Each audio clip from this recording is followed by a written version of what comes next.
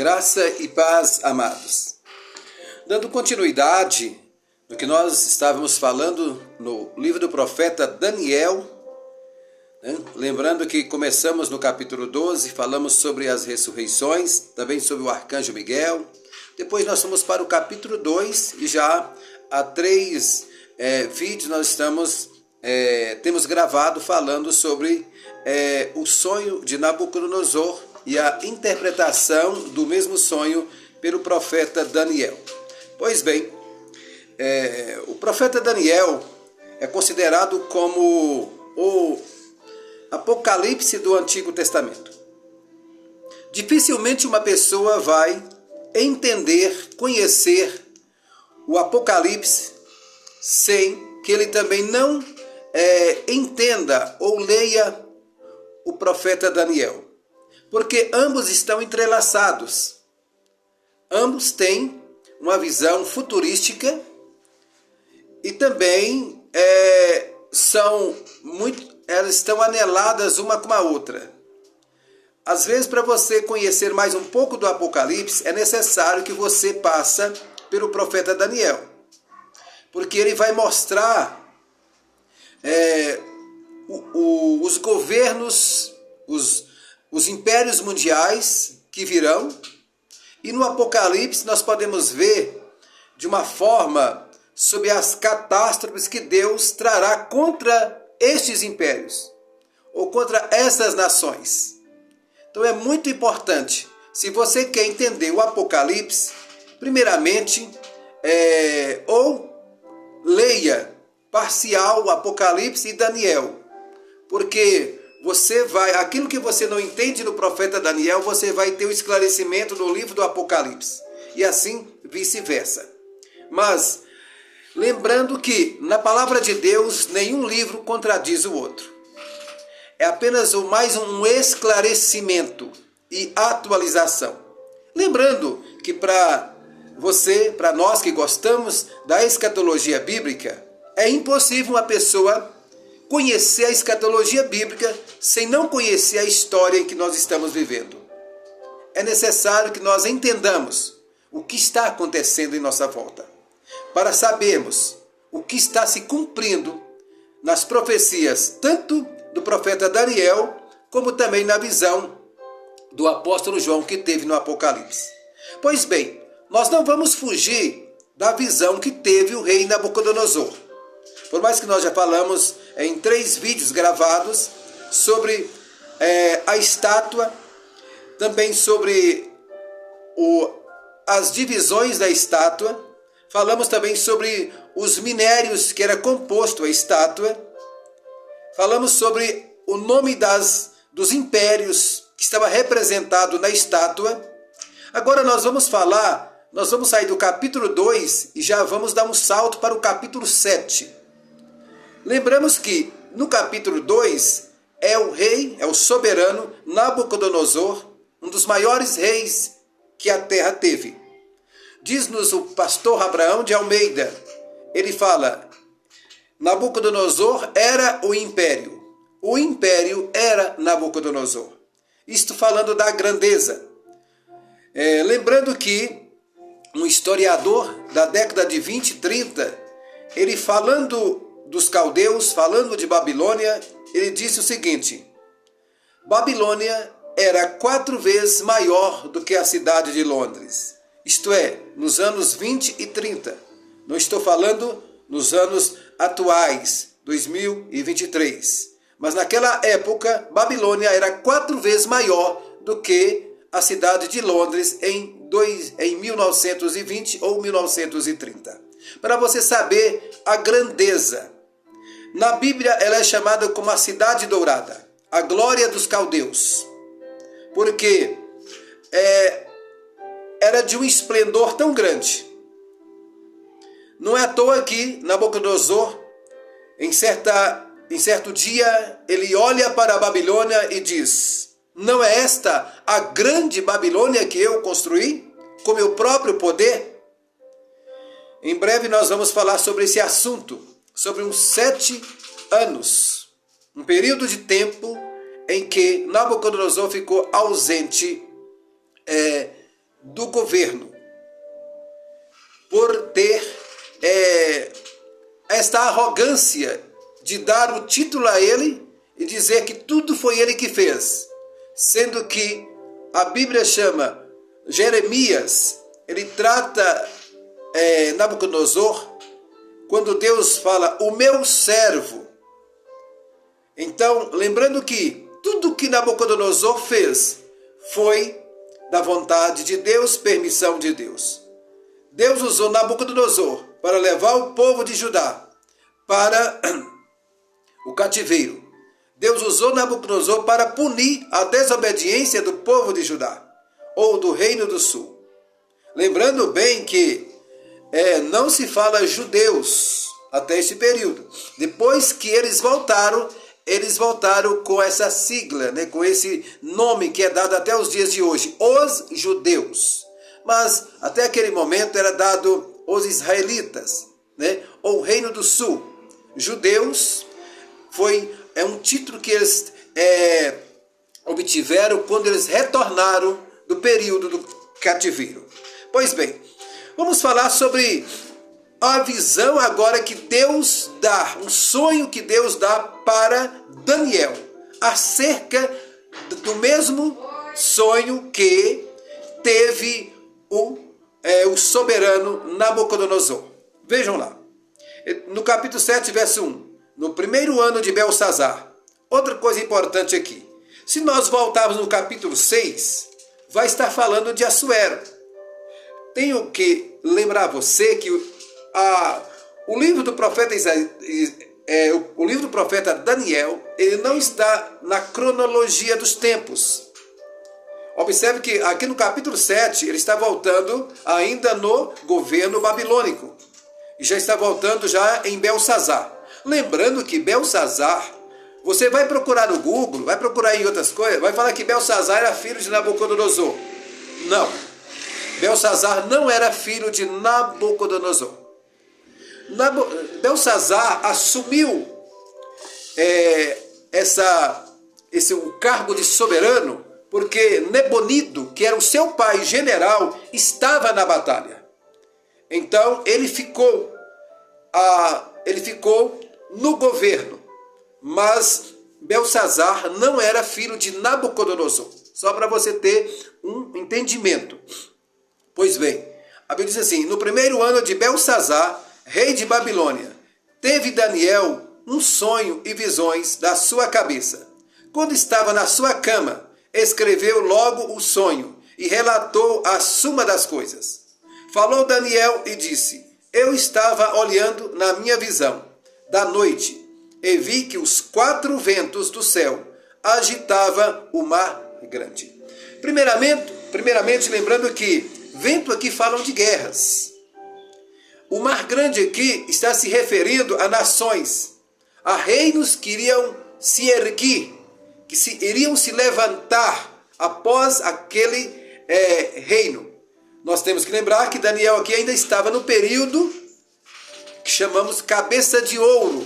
Ele estava no período ainda do reino babilônico, né?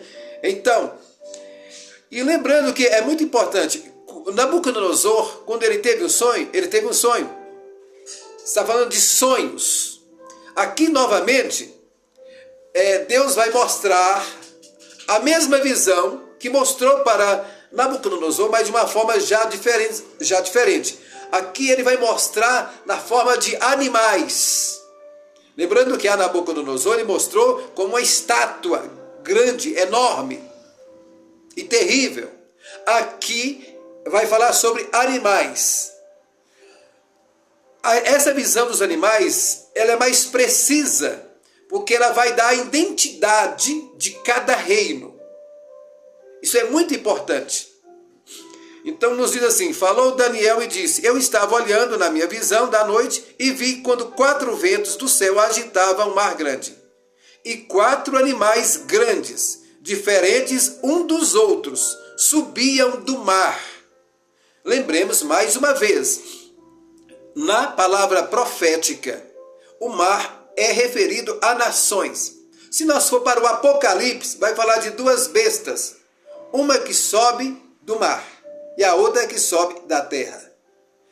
E é por isso que há uma interpretação que a besta que sobe da terra se refere ao falso profeta, ao anticristo falso profeta, isto é, aquele que pode ser da linhagem israelita. Por quê? Para ganhar, para conquistar os judeus, para conquistar o povo de Israel. É bem mais preciso ser uma pessoa também que tenha o sangue israelita. Então, tudo pode ser que a besta que sobe da terra seja um judeu. Mas a besta, que é o mais terrível, pois este é o anticristo, o iníquo, este é o pequeno chifre, né? Nós vamos falar mais na frente também sobre esses chifres que Daniel tem na sua visão. Então vai se falar do anticristo, que é um governo, né? Ele vai surgir como um governo que vai dominar o mundo nos seus dias, isto é, no período da grande tribulação. Mas não vamos misturar as coisas uma com as outras. Tudo, né? Como nós estamos gravando esses vídeos, cada coisa no seu lugar, para não confundir a mente daquele ainda que não tem o entendimento, porque o livro do profeta Daniel é muito difícil. O próprio Daniel disse que é difícil, né? Ele sempre teve a humildade de perguntar sobre o que era aquela visão. Lembremos que, para ter uma resposta de Deus, Daniel ficou por 21 dias orando, né? Para que Deus respondesse qual era a interpretação daquela visão, ou daquele sonho. Então, no verso 4 do capítulo 7, está dizendo: o primeiro era como leão, e tinha asas de água. Enquanto eu olhava, foram-lhe arrancadas as asas. Foi levantado da terra, posto em pé como um homem, e foi-lhe dado um coração de homem. Aqui está falando do império babilônico, dos caldeus, como leão, como um rei, como poderoso, águia, ou melhor, as asas de águia, está falando da velocidade, sempre, isto é, óbvio, quando estiver falando literalmente, é uma coisa, mas aqui é visão, é uma tipologia, é uma linguagem que a Bíblia usa, das suas 22 a 23 linguagens, né, que a Bíblia utiliza para falar. Vamos supor, aquele homem tem um coração de pedra, não é uma pedra que está no coração dele, é uma tipologia, está dizendo a dureza de crer, leva aquela pessoa a ter um coração de pedra. Mas o primeiro era como leão e tinha asas. Está falando do Império Babilônico. Asas porque fala da sua rapidez, em que ele se levanta e conquista, né? E conquista o mundo naquela época. Então, eles vieram de batalhas, inclusive Nabucodonosor era o general. Nabopolassar era o seu pai. Então, e Nabucodonosor era um general, era o homem das conquistas. Então, quando Nabopolassar morre, né, ele está em batalha, volta à Babilônia, né, e recebe o título, né, de soberano, né, de rei. Então, ele se torna como podemos dizer, um general, né, um conquistador, um soberano. Então ele assume o trono do seu pai, Nabopolassar. Agora, no verso 5, e continuei olhando, e vi um segundo animal, semelhante a um urso, o qual se levantou de um lado, tendo na boca 3 costelas,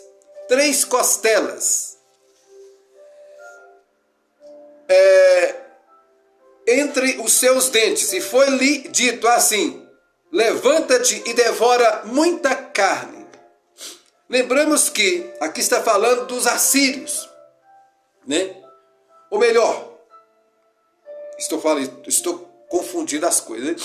Continua olhando e vi segundo animal semelhante a um urso, o qual se levantou de um lado e tendo na boca 3 costelas entre os seus dentes. Foi-lhe dito assim: levanta e devora muita carne. Está falando dos persas, né? Os assírios foram os que foram derrotados, né? Isto. Então, está falando sobre os persas, o governo medo-persa. Essas 3 costelas que está na boca deles, está dizendo que eles já estavam vindo de 3 grandes batalhas. Ele estava vindo de uma batalha que eles derrotaram Babilônia, estava vindo de outra que eles derrotaram a Lídia e também o Egito. Então, era um povo cruel, era um povo, né, avassalador. Essa é o segundo animal dos 4 que Daniel teve. Depois disso, no verso 6, vai falar assim: eu continuei olhando e vi outro semelhante a um leopardo, o qual tinha 4 asas de ave nas suas costas, e tinha também este animal 4 cabeças, e foi-lhe dado domínio. Este aqui é muito importante. Aqui, ao mesmo tempo que ele é um animal, ele tem 4 asas e ele tem 4 cabeças. Mas por quê? Aqui está falando do Império Grego. Aqui está falando, né, na parte de cobre da estátua. Por quê? Porque foi um período, asas fala de velocidade. Assim que o pai de Alexandre o Grande foi morto, Alexandre se coloca no seu coração de uma vingança e ele começa a derrotar os seus inimigos. Conta-se o historiador que chegou um ponto que Alexandre ficou triste, porque não tinha mais reinos para conquistar. Essas 4 asas, né? As 4 cabeças, vai falar de 4 impérios, porque cabeça aqui está falando sobre domínio. Isso quer dizer que o pouco tempo que Alexandre o Grande permaneceu, e ele morre na Babilônia, aos 33 anos. Então, como não tinha filhos para assumir, o reino dele foi dividido em 4 partes, isto é, para os seus 4 generais, os quais eram os seus mentores de guerra, que era Cassandro, Lisímaco, Ptolomeu e também Seleuco. Então, Cassandro, Lisímaco, Ptolomeu e Seleuco. 4 generais. Não que quando ele morre, que o império helenístico, né, grego, acabou. Não, de forma alguma. Eles continuaram, mas só que passa alguns tempos, 2 dos 4, eles desaparecem. Permanece 2, que é chamado um reino do sul, né, e um reino do norte.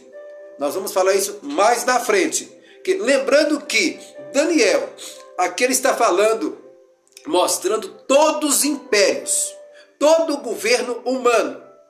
Isto, ele está mostrando até os nossos dias, ou melhor, até o fim dos tempos. Ele está mostrando os reinos dos homens, está mostrando aqui com clara evidência, né, como eram esses reinos, como eles assumiram, né, coisa que você vai ver somente aqui no livro de Daniel, quando se fala sobre os gregos. Também no verso 7, diz assim: depois disto, eu continuei olhando nas visões da noite, e vi o 4º animal, terrível e espantoso. Aqui esse animal, ele não dá uma nomenclatura como deu ao leopardo, como deu ao urso e como deu ao leão. O 4º animal, ele só diz o seguinte: Depois disso, eu continuei olhando nas visões da noite e vi o quarto animal, terrível e espantoso, e muito forte, o qual tinha dentes grandes de ferro. Ele devorava e fazia em pedaços, e pisava aos pés o que se sobejava. Era diferente de todos os animais que apareceram antes dele, e tinha 10 chifres. No verso 8 vai dizer: e eu, estando eu a considerar os chifres, eis que entre eles subiu outro chifre pequeno, diante do qual 3 dos primeiros chifres foram arrancados. E nesse chifre havia olhos, como os de homem, e uma boca que falava grandes coisas. Aqui ele alarga esta visão. Ele é o espaço mais longo nessa visão.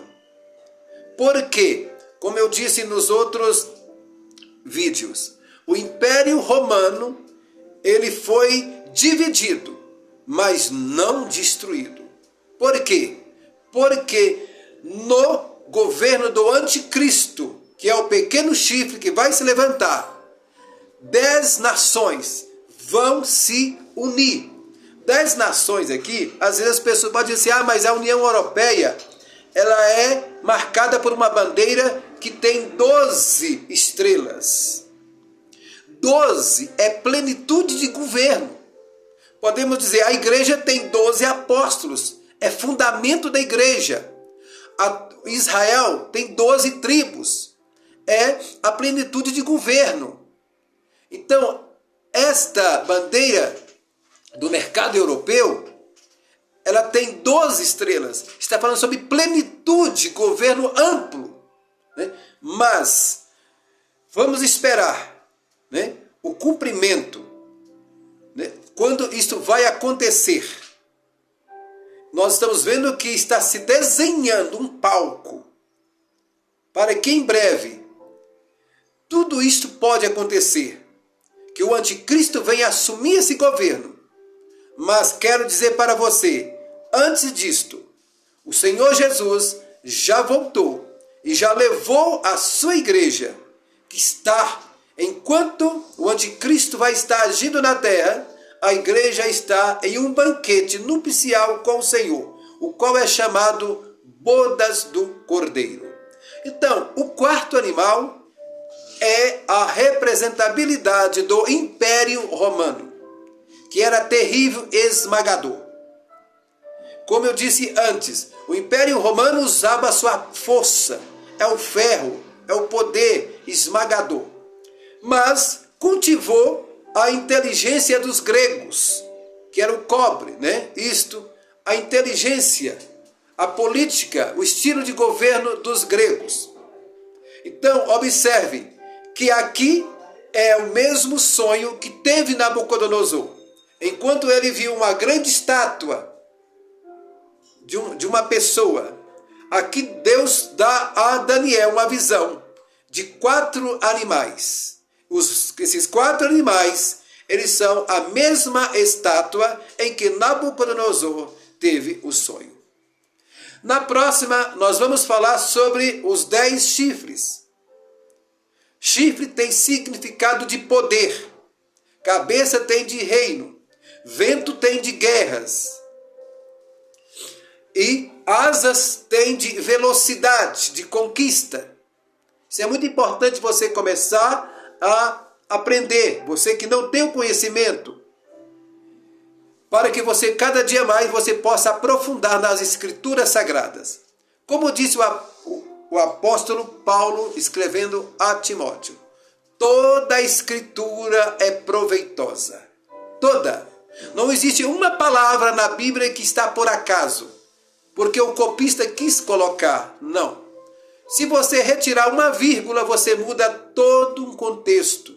Ou o texto e o contexto. Porque você vai interpretar errado, então vai passar aquilo que você leu para o outro erroneamente. Então tudo tem o seu valor. Né? Simplesmente, eu quero voltar aqui o pastor Abraão de Almeida conta que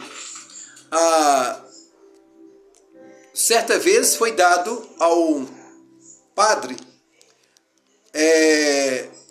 em Minas Gerais para também fazia parte de uma... Eles estavam traduzindo uma versão. E então o padre foi colocar, em vez de colocar a palavra isto, ele colocou esse. Então o pastor Abraão de Almeida, juntamente com os pastores que faziam parte dessa tradução, se levantaram contra, foram na organização que estava fazendo essa tradução, essa revisão, e falou: olha, nós não aceitamos. Por quê? Quando se fala a palavra isto, estava referindo quando Jesus está dizendo isto é o meu corpo. Isto. E esse e isto há uma grande diferença.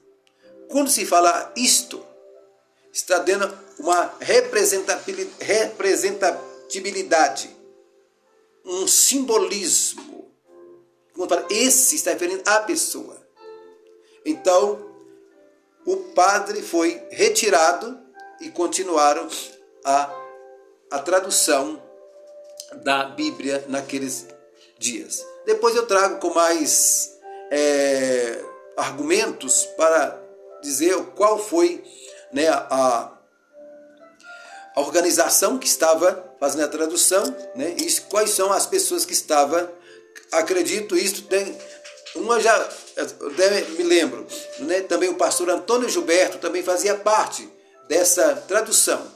Porque a tradução da Bíblia, ou fazer uma atualização, não é porque eu quero fazer isso, eu quero, não. São pessoas que têm conhecimento isso, dos originais da Bíblia, da língua hebraica, da língua grega, né? Isto, do hebraísmo, porque nós tivemos muita dificuldade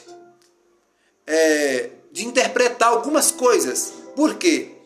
Porque a primeira tradução, ela foi feita de palavras por palavra.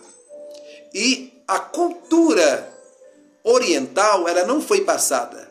Isto é, o hebraísmo, alguns significados, nós ficamos sem saber o que significava aquilo. Então, é muito importante.